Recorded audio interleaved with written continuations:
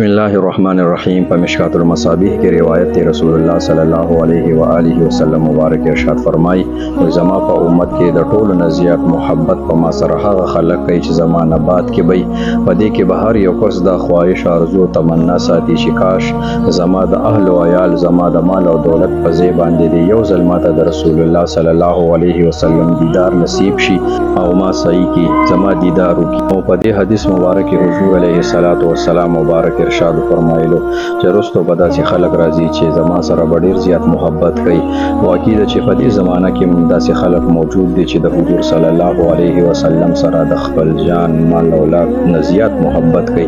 او هغه کې هر یو کس مؤمنانو مسلمانانو د هر یو کس د خواهش او ارزو وي چې کاش زه د رسول الله صلی الله علیه وسلم مبارک یو ځل دیدار وکړم هغه شخصیت ووینم کاش چې په دې باندې زما د ټول مال او دولت باندې که زما اهل و عیال مان نزي هر څه دې لرشي خو چې زه د هغه مبارک هسته یو ځل دیدار وکم هغه ووینم نو دا د هر مؤمن مسلمان د هر عاشق رسول دا تمنا وی رب العالمین موږ ته د حضور علیه الصلاۃ والسلام مبارک دیدار نصیب کی آمین ثم آمین